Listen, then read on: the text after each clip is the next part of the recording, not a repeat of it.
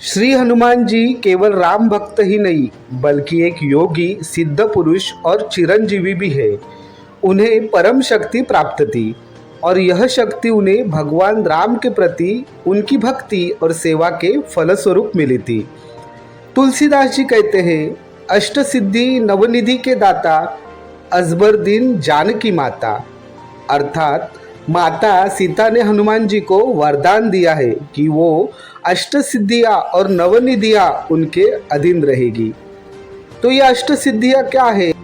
अष्ट सिद्धियाँ वो दिव्य शक्तियाँ हैं जिनसे मनुष्य सांसारिक सीमाओं को पार कर सकता है। तो आइए सुनते हैं सिद्धि का नाम और वो क्या करती है। पहली सिद्धि अनिमा, खुद को अणु जितना छोटा करना। दूसरी सिद्धि महिमा, खुद को विशाल आकार देना। तीसरी सिद्धि गरिमा, भारी से भारी बन जाना। चौथी सिद्धि लघिमा, बहुत हल्का हो जाना। पांचवी सिद्धि प्राप्ति, जो चाहे वह पा लेना। छठवीं सिद्धि प्राकाम्य, जो इच्छा हो तुरंत पूर्ण हो जाना। सातवीं सिद्धि ईशित्व, सर्व शक्ति संपन्न होना ईश्वर जैसा। और आठवीं सिद्धि वशित्व, सब पर नियंत्रण प्राप्त करना। हनुमान जी को ये सभी सिद्धियां प्राप्त थी, इसलिए वे कभी विशालकाय हो जाते तो कभी बौने बन जाते, कभी अदृश्य हो जाते तो कभी आकाश में उड़ने लगते। नवनिधियाँ वह रहस्यमयी दिव्य संपत्तियाँ है, धन, वैभव और ऐश्वर्य की प्रतीक मानी जाती है।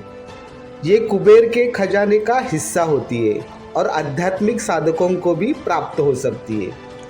हनुमान जी को ये निधियाँ माता सीता के आशीर्वाद से प्राप्त हुई, लेकिन उन्होंने कभी इनका उपयोग अपने लिए नहीं किया, बल्कि वे सेवा, भक्ति और धर्म रक्षा के लिए इन शक्तियों का उपयोग करते हैं। तो आइए जानते हैं इन निधियों का अर्थ क्या है। पहली निधि पद्म। संस्कृत में पद्म का अर्थ होता है कमल, लेकिन नवनिधियाँ में इसका मतलब है स्वर्ण और धन से भरी, अर्थात संपत्ति जो शुद्धता, सौभाग्य और धार्मिक पुण्य का प्रतीक होती है। दूसरी निधि महापद्म। महापद्म का शाब्दिक अर्थ है महान कमल या विशाल स्वर्ण भंडार, जो धर्म, पवित्रता और अनंत ऐश्वर्य का प्रतीक होता है। यह निधि इतनी विशाल होती है कि 7 जन्म तक भी खर्चा करो तब भी खत्म न हो। यह किसी दिव्य स्रोत से आती है और केवल उन्हीं को प्राप्त होती है जो महान आत्मा होती है। तीसरी सिद्धि शंख। शंख का शाब्दिक अर्थ है शंख यानी सीप, जो हिंदू धर्म में पवित्रता, शक्ति और समृद्धि का प्रतीक है। शंख निधि वह दिव्य संपदा है जो धनवैभव देती है, रक्षा करती है नकारात्मक शक्तियों से और हर क्षेत्र में शुभता और विजय दिलाती है। चौथी निधि मकर। मकर का अर्थ है जलीय प्राणी, जो अक्सर मगरमच्छ के रूप में जाना जाता है, परंतु नवनिधिया में इसका अर्थ और गहरा है। मकर निधि का मतलब है ऐसी संपत्ति जो गुप्त, रक्षित और गहराई में छुपी होती है, जैसे समुद्र की गहराई में छिपा खजाना। यह निधि आम लोगों को नज़र से दूर रहती है और केवल उचित समय सत्य कर्म और सत्कर्मी व्यक्ति के लिए प्रकट होती है।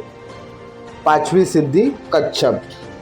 कच्छप यानी कछुआ, जो शांति, स्थिरता और रक्षक गुणों का प्रतीक है।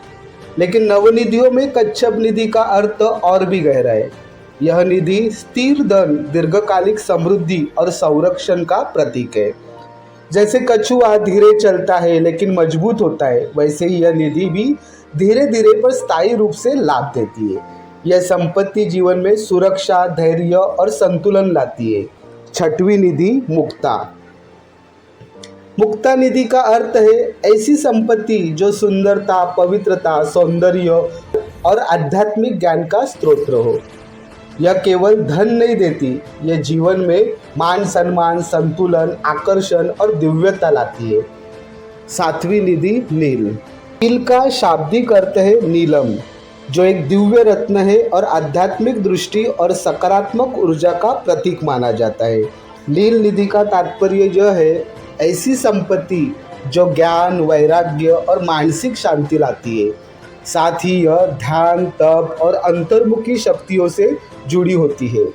यह निधि किसी व्यक्ति के आध्यात्मिक दृष्टिकोण का विस्तार करती है और सकारात्मक ऊर्जा का प्रवाह करती है। आठवीं निधि, वर्चस्व। वर्चस्व शब्द का अर्थ है शक्ति और प्रभाव। यह निधि विशेष रूप से आध्यात्मिक बल और प्रभावशाली व्यक्तित्व का प्रतीक मानी जाती है। वर्चस्व निधि का अर्थ है ऐसी दिव्य संपत्ति जो व्यक्ति को आत्मविश्वास, प्रभाव और विशेष शक्तियाँ प्रदान करती है, इससे वह अपने लक्ष्यों को आसानी से प्राप्त कर सके।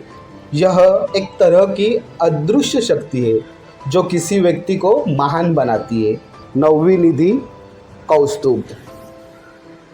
कौस्तुभ एक विशेष रत्न, जेम है जो भगवान विष्णु के गहनों में से एक माना जाता है।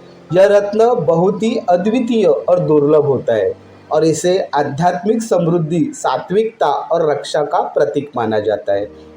कौस्तुभ निधि का क्या अर्थ है? तो ऐसी दिव्य संपत्ति जो व्यक्ति को आंतरिक शांति, शक्ति और समृद्धि प्रदान करती है। यह रत्न भगवान की कृपा और आशीर्वाद का प्रतीक होता है और यह व्यक्ति के जीवन में सभी प्रकार की समस्याओं से मुक्ति और आध्यात्मिक उन्नति लाता है।